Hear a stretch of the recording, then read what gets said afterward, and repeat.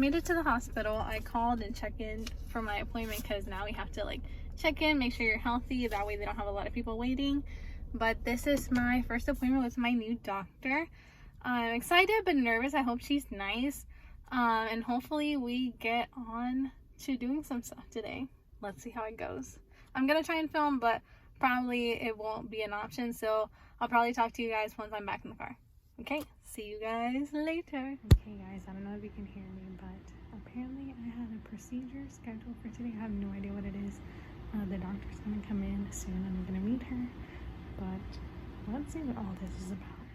Okay guys, so I just got back in the car. Sorry that I'm still wearing my mask. I'm just gonna have to talk to some people while I leave the hospital, so I don't want to take it off. I'm not gonna say this was one of the most emotional visits I've ever had, because that's not true, but it was definitely a roller coaster of emotions. So I was gonna do this whole sit down thing at home, but honestly, I'm in the moment right now, so I just decided to just do it right now. So bear with me. I know like I'm in the car and it's kind of crazy, but so I'm there. The nurse basically is telling me, hey, so today we're doing this procedure, and I'm like, huh? And he's like, oh, were you not aware? And I'm like, no, I was not. And he was like, well, do you want me to tell the doctor not to do it? And I was like, honestly, I'm not against anything, I just wasn't aware, because being real, I just want to figure out what's wrong. And, you know, the quicker we can get things done, you know, the better. But obviously I was a little bit taken aback because I wasn't expecting a procedure to be done today. And I didn't know what it was at this point either. So he went and got the doctor. I met her. She was nice. She told me that, you know, my previous doctor kind of gave her, like, you know, the background on what's going on with me and stuff like that. She kind of went over a little bit of that with me, and then she told me about the procedure, which for those of you who don't want a lot of information, you should click off now. But at the end of the day, that's what we do on this channel, what we're gonna keep doing. The procedure is basically intrauterine ultrasound, while basically they dilate your uterus and fill it with fluid just to see like the inner lining of it and make sure that there's no like fibroids or any sort of abnormality, like any bumps or anything that would let you know that there's something wrong, you know. And she explained it to me quickly, and I was like, okay. She was like, are you down to do that? And I was like, yeah. Then she goes on to say like, oh, so pause on that. Super big update. They called me a few weeks ago with the results of my chromosome test, and I thought they called me for me and my husband's results, but apparently it was just mine. But anyway, they called me and they told me that those were negative, so glory to God. Chromosome test came back normal. We don't have any chromosomal abnormality, so that's great. I was waiting to do another video to do an update, so there's the update on that. And then she tells me, you know, so all that's left to do is this procedure. And I'm like, wait a minute. No, because the doctor told me he only did the chromosome test and that we had like a whole bunch of other tests to do. Like, I still need to know if I had the blood clotting disorder or everything. And she was like, no, you did that already. And I was like, excuse me?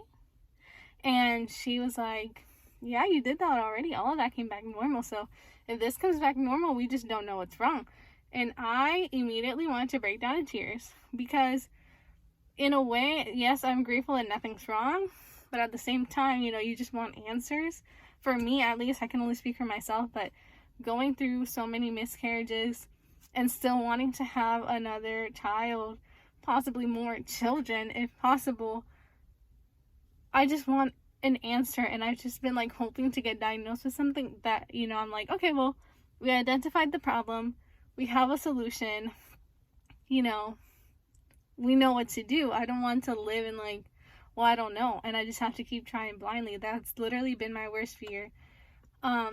So I wanted to break down. She left the room and I immediately started hyperventilating.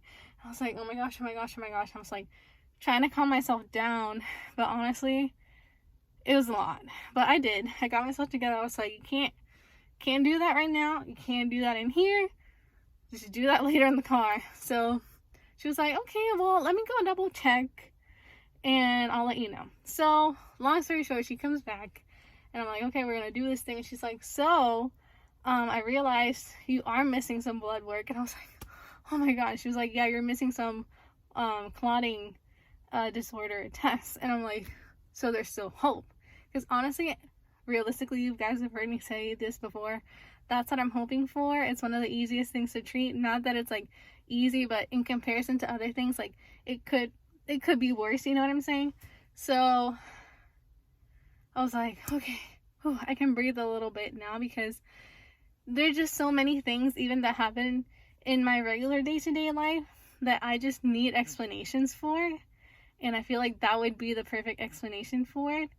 Granted, it could still come back fine and we have no idea what's going on, but there's still a little bit of hope, and I'm gonna hold on to that for as long as I possibly can. But yeah, that was my experience today. That procedure, I'll look up the name later and I'll probably do like a conclusion to this video at home, and I'll give you guys a little bit of background on that, because some of you guys may be curious as to what it is in case you have to get it someday. So I'm gonna go get my husband and my baby, get something to eat, because y'all will find out later your girl is hurting and I'm not about to cook dinner tonight. So I'll see you guys after dinner. Hey guys, so I'm back home post dinner. We had ramen and sushi and it was amazing. Definitely well deserved, in my opinion at least. But I wanted to close out this video giving you a little overview of what the procedure that I had done was, for those of you who might be curious or are in this process and want to know what are one of the types of testing that gets done. So I looked up the information here to give you guys like legit information. So the procedure is called saline infusion sonohysterography, or SIS for short. That's the procedure that I had done today. It is essentially a intrauterine ultrasound, and they fill your uterus up with saline solution as they're doing the ultrasound. That way they can see the inner lining and see if there's any fibroids or cysts or any sort of abnormality within the lining of your uterus that could potentially make you miscarry. So the process for me, it was not really fun. The doctor herself, she like came in, and before we started, she kind of gave me like a small overview, but not that much. Like I mentioned previously, it was more as we go along, I'm telling you what I'm doing kind of thing. So I went into it almost blindly, but it wasn't terrible. It was painful. She was like, I've had this done myself. It's not fun. It is very uncomfortable. You're gonna feel some pain, but it wasn't anything that you cannot like withstand. So it's really not that bad. They put all the stuff that they have to put in there, and then they do the ultrasound, and as they're doing the ultrasound, they slowly fill you up with the saline solution, and you watch everything expand. I got to see it in the monitor, and it's pretty cool. I mean, if you're into like medical stuff or stuff like that. So that's basically it. So today, after I had that done, I actually went downstairs to get the blood work done that I am missing. And actually, I didn't end up doing all of it because it's kind of a trend. You guys can see already that these things just happen all the time for me. So I actually went in and they told me one of the tests that I needed to get done, I couldn't get done today because it needs to get sent out that same day, and I got there right at closing time. I was the last person to be seen at the lab, so I have to go back on Monday. Today is Thursday, July 2nd, to put it in reference. I have to go again on Monday, get the last test done, and then I will get the results for all of these other tests on July 14th. The doctor's gonna call me. We're gonna have a virtual appointment, so that way she can read me the results and we'll know for sure what's going on. At this point, from what she's telling me today, if I understood correctly, the only thing that's missing is the test that I took today and the test that I'm gonna take on Monday. So that is basically the deciding factor of it all. So right now, again, for my understanding, I either have a blood clotting disorder or I don't have anything and we just don't know what's wrong. Which again, like I said earlier in this video, it is my, and has been my biggest fear throughout all of this. I didn't think we'd be done with this so fast. I really was thinking it would take like at least 6 months, but granted, the levels of security and protocol in the hospitals are changing somewhat. So at the time that I got my first test done, it was a little more like secure, I guess I would say. So there was a lot of tests that they weren't doing. I'm assuming maybe that changed, and that's why everything is going along way more rapidly now. Still, I am trying to get in shape, trying to get healthy. That's the main goal, to get my body healthy and ready for when we get the all clear to try again. And your girl's been struggling, honestly. Like today, that ramen and sushi, but I was like, okay, today it doesn't matter. Today I'm just gonna, you know, live a little. And honestly, it was just dinner. For the rest of the day, I did fairly okay. I've been cooking a lot at home most of the time now because we were pretty much on a fast food binge there for a second, but everything's like slowing down. I'm doing my best, eating a lot of avocado toast and sandwiches and like salmon and veggies.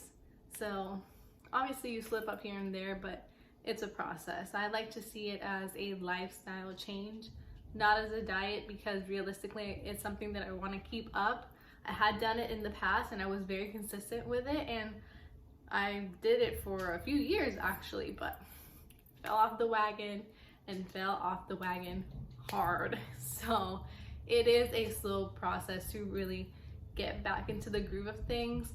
I feel it slowly coming back, but we're still getting there. And if you're going through the same thing, be kind to yourself, be patient with yourself. I know it's hard, and I'm telling you because I'm very hard on myself most of the time, and I just want to do everything perfect, and then if I mess up, I get upset. But honestly, we have to just breathe, take it one step at a time, and just try our best and remind ourselves that we are trying our best and we're not perfect. So if you guys want to see more of my healthy eating and my transition into a healthy lifestyle, comment below, because I've been thinking of if I try any new exercise